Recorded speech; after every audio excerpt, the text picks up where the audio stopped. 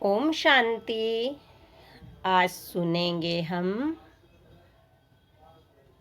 परमात्मा और मनुष्य आत्माओं के बारे में यथार्थ ज्ञान। मनुष्य आत्माएं अनेक है, उन सबका पिता परमात्मा एक है। उन सबका पिता परमात्मा एक है। परमात्मा अर्थात परम आत्मा है, तो परमात्मा भी एक आत्मा जो अपनी सर्व शक्ति, ज्ञान, गुणों और परम कर्तव्यों के कारण सभी आत्माओं में परम है।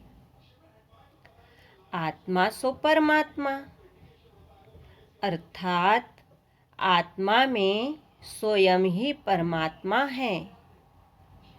परमात्मा और आत्मा में कोई भेद नहीं, ऐसा मानना यथार्थ है। परमात्मा और आत्माओं का आधार, परमात्मा और आत्माओं का आकार अर्थात ज्योति बिंदु स्वरूप एक जैसा ही है। परमात्मा और आत्माएं निराकार है, परंतु इसका अर्थ यह नहीं है कि परमात्मा और मनुष्यों का क्या कहा, परमात्मा और मनुष्य आत्माओं का कोई आकार ही नहीं है। परमात्मा भी चैतन्य है और मनुष्य आत्माएं भी चैतन्य हैं। चैतन्य का स्वरूप या आकार तो अवश्य ही होता है। अशरीरी या अव्यक्त मूर्त होने के कारण ही परम आत्मा को निराकार कहा जाता है। अर्थात परम आत्मा का मनुष्य अथवा सूक्ष्म देवताओं ब्रह्मा, विष्णु और शंकर जैसा कोई अशारीरिक रूप नहीं, वरन उनका निज स्वरूप ज्योति बिंदु है। आत्मा भी जब शरीर में से अलग हो जाती है तो निराकार कहलाती है। निराकार की अपेक्षा परमात्मा को अव्यक्त मूर्त कहना अधिक उचित है, क्योंकि इससे अर्थ का अनर्थ नहीं हो सकता।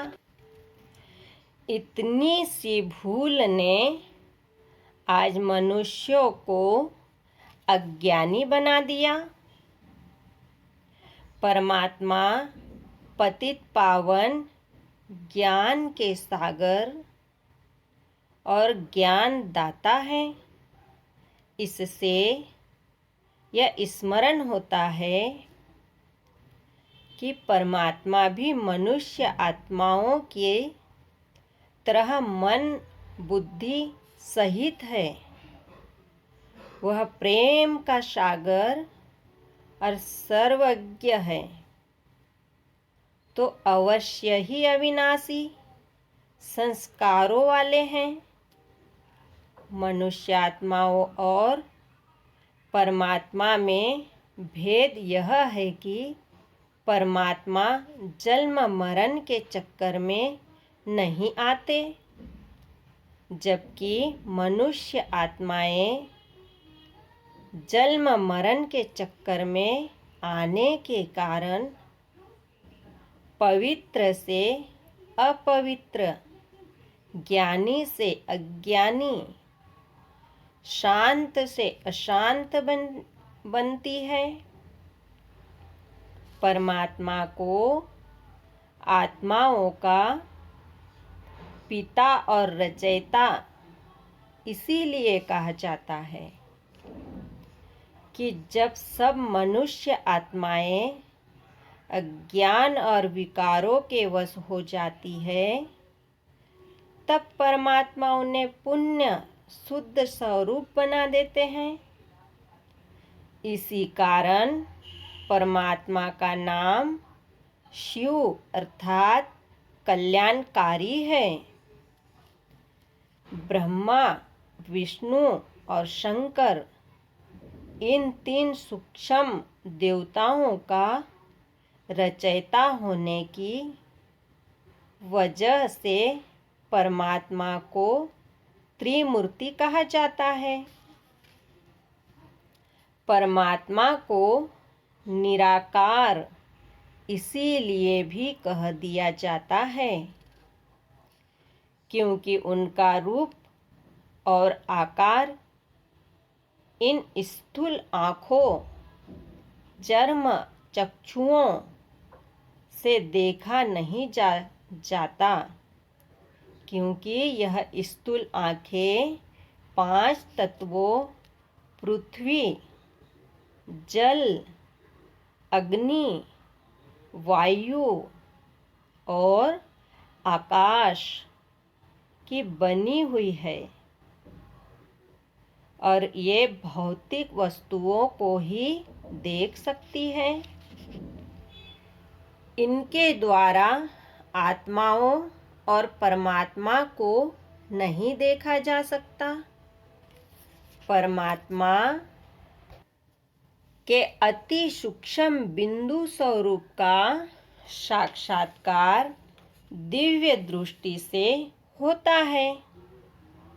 यह दिव्य दृष्टि यानी तीसरा नेत्र भी परमात्मा स्वयं ही प्रदान करते हैं।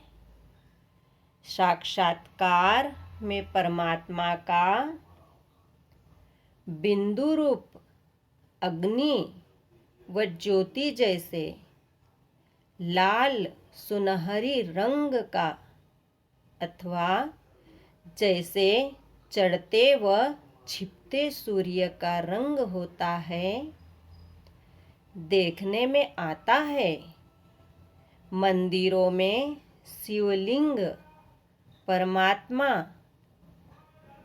शिव के बिंदु रूप की ही प्रतिमा है। मनुष्य आत्माओं का आकार भी इसी प्रकार का होता है। उनका रंग भी सुनहरा और उनकी चमक सितारों जैसी देखने में आती है। इन निराकार आत्माओं का शालिग्राम कहा जाता है। इन निराकार आत्माओं को शालिग्राम कहा जाता है। मंदिरों में शिवलिंग के आसपास रखी जाने वाली बटियां शालिग्राम मनुष्य आत्माओं के ही प्रतीक है। आत्माओं के संस्कार सतोप्रधान से सतो, रजो और तमो अथवा